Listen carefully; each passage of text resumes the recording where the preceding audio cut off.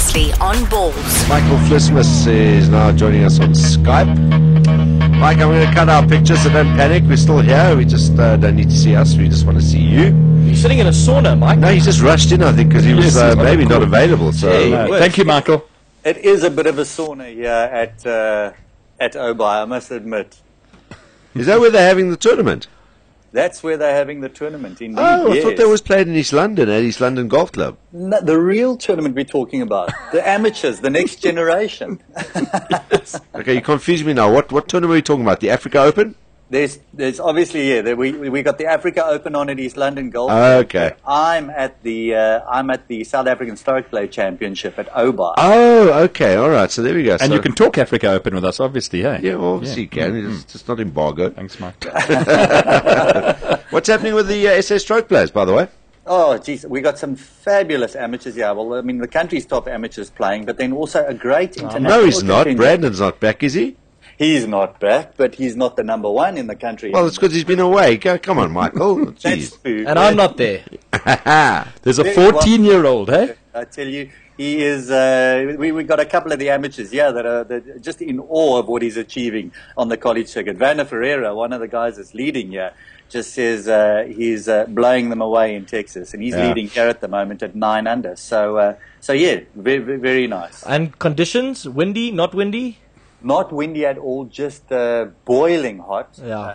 I've been out there walking, so it's been incredibly hot. But, perfect conditions. So the guys have got, and some good scoring, 66s yesterday. Wow. Three-way tie for the lead. We've got this 14-year-old Australian, 14 years old, Ryan Ruffles, and he's one shot off the lead at 8 under. So it's amazing in golf at the moment worldwide how they're just getting younger and better. That's a disgrace. He's clearly ruffling a lot of feathers there. Shut up, John. It's a disgrace. 14 years old and he can play golf like that already. I mean, why? Why would that talent not be shared amongst all of us? I'm just watching Michael squeeze out a fake laugh there for Johnny. Thanks, Michael. Don't laugh at his puns, Michael. Do not please. laugh at them. It encourages him. It's the audience. It's the most insincere laugh ever. Well, besides ours. Yeah. All right, so a lot of stuff happening down the coast in that part of the world. I don't know how far East London is from Oubaai, but it's south coast, I suppose. It's a good par 5, yeah. It's a couple of drivers and a taxi. Now, Africa Open, that kicks off on tomorrow. It does indeed, yes. And conditions down in East London for that, a bit of wind around?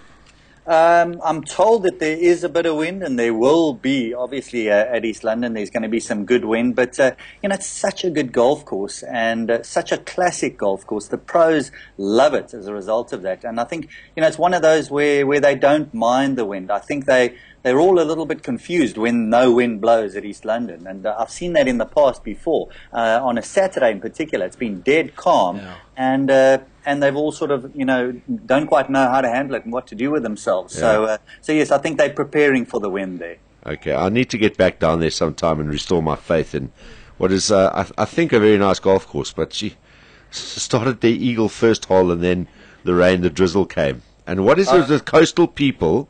They insist on carrying on when it is incessantly raining. You couldn't even see in front of you. That was so misty and miserable. And they love to tell you, well, what is wind? This is not wind. This is just zephyr. I'm just waiting for someone to say, let's just get off the golf course. No, got to finish. Oh, my goodness, I hate it.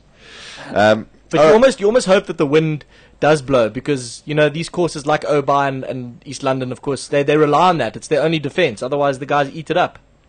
It's true. East London in particular, Oubaai is a beast of a course. It really is. As most of Ernie Els's courses are, it's a big golf course. So it does have that in its defense to some extent. But you're right. I mean, East London is, it can become very easy when the wind doesn't blow there. So, and I think, as I say, the pros practice for it. They expect it. They've got the shots for it. So they prefer when the wind does get up a bit. What's that African Open field looking like? Because I was just saying, to you, Simon, or somebody, if you look at the co-sanctioned events that we got now and just how many there are, it's an ideal springboard for the South Africans to get a leap on the rest of the European tour early on, because obviously it's very much dominated by South Africans, a lot of South Africans in the field.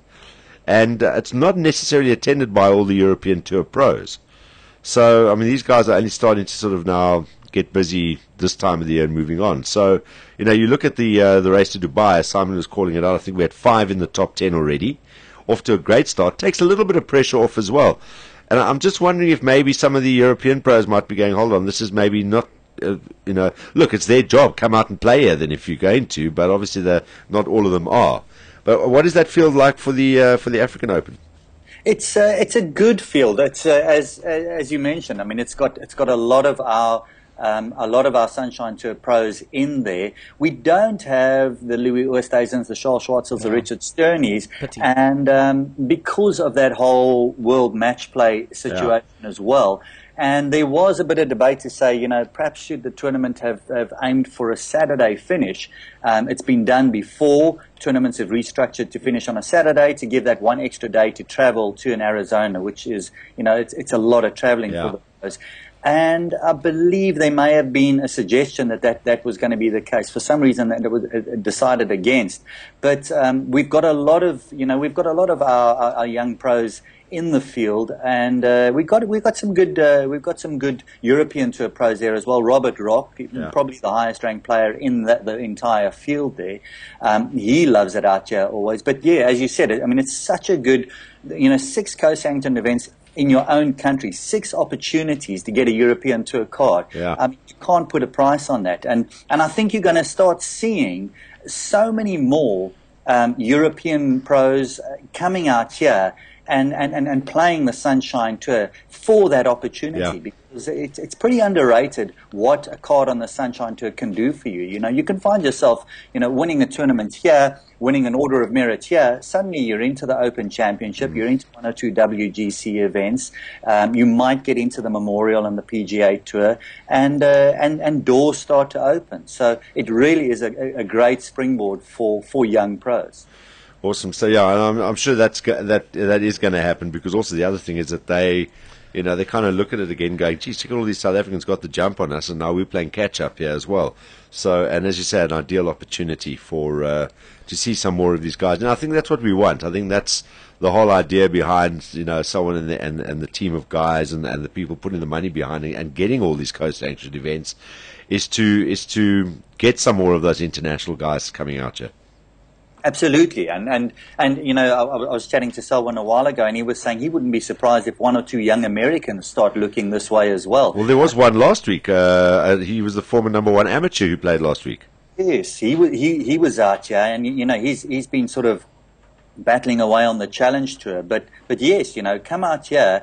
And suddenly you're doing well, and you can find yourself, with a European Tour card for 2 years, which is, almost priceless for a young pro to start out in. And I think, you're seeing that everybody does focus a lot on the major tours, but there's some pretty underrated tours out there. You look at how many of our South Africans forge their way on the Asian Tour as well. Yeah. And how good that was for so many of them. Look at JB Creer at the moment. I mean, he's making good money in Asia, and he's getting great competitive experience out there. Yeah. So and for years, Keith Horn, the Desta Blanches of them, Hendrik Bierman, they made a very good living out of Asia. Nico van Rensburg as well. So yes, there's many ways to get onto the major tours of the world.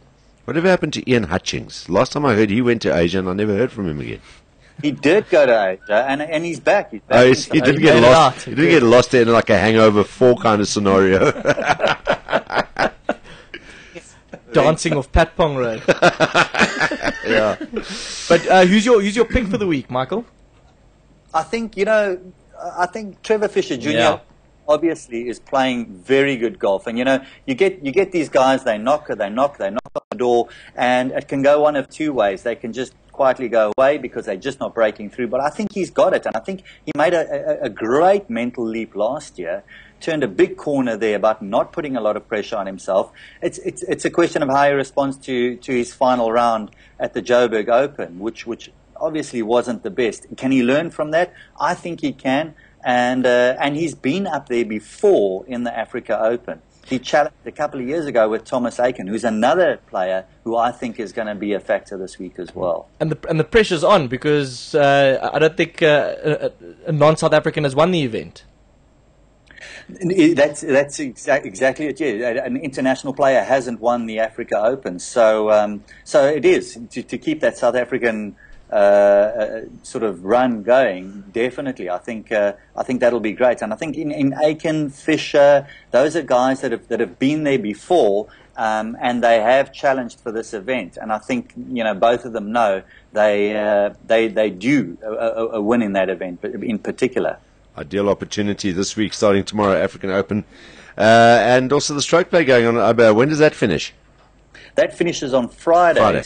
So yes, that'll be should be a good finish as well, because the scoring has just been incredible. Yeah. Well, there we go. And you're staying in Oubaai, obviously, not moving over to East London, or are you? No, I'll be staying in Oubaai. With Lolly Standards over there. It's tough there at the Hyatt. Thanks so much, Michael. Is that your hotel room, by the way? I'm trying to look up. I've never seen a clock like that in a hotel room. No, this is our lavish press centre. Oh, it's a press centre, all right. Mike, always nice to catch up with you. Thanks for your time, buddy, and enjoy the rest of your week there in Oubaai. Enjoy the golf. Thanks, guys. I appreciate it. Cheers, Michael. There we go. Michael Vlismas joining us from Oubaai. Ernie's Big Balls. This is Balls Visual Radio. Darren, Simon, Kate and John. Weekdays from 3 p.m. to 6 p.m. Central African Time. Balls.co.za